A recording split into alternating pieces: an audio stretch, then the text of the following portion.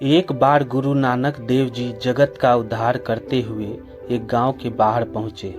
देखा वहां एक झोपड़ी बनी हुई थी। उस झोपड़ी में एक आदमी रहता था जिसे कुष्ठ रोग था। गांव के सारे लोग उससे नफरत करते, कोई उसके पास नहीं आता था।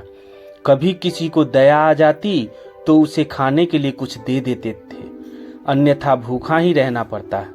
नानक देव जी उस कोढ़ी के पास गए और कहा, भाई हम आज रात तेरी झोपड़ी में रहना चाहते हैं।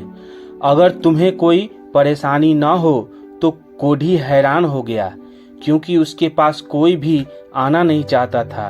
फिर उसके घर में रहने के लिए कोई राजी कैसे हो गया। कोढ़ी अपने रोग से इतना दुखी था कि चाह कर भी कुछ न बोल सका। सिर्फ नानक देव जी को देखता ही रहा। लगातार देखते देखते ही उसके शरीर में कुछ बदलाव आने लगे, पर कुछ कह नहीं पा रहा था। नानक देव जी ने मर्दाना को कहा, रबाब बजाओ।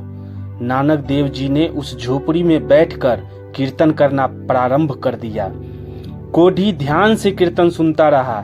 कीर्तन समाप्त होने पर कोढ़ी के हाथ जुड़ गए, जो ठीक से हिलते भी नहीं थे। उसने नानक देव जी के चरणों में अपना माथा टेका। नानक देव जी ने कहा, अरे भाई, और ठीक हो? यहाँ गांव के बाहर झोपड़ी क्यों बनाई है? कोढ़ी ने कहा, मैं बहुत बदकिस्मत हूँ। मुझे कुष्ठ रोग हो गया है।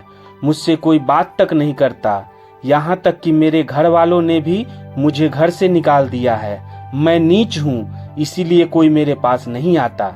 उसकी बात सुनकर नानक देव जी ने कहा, नीच तो वो लोग हैं जिन्होंने तुम जैसे रोगी पर दया नहीं की और अकेला छोड़ दिया।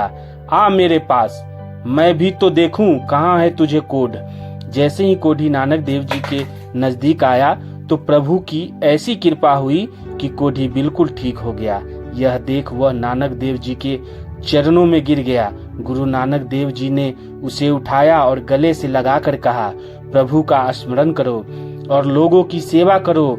यही मनुष्य के जीवन की मुख्य कार्य है।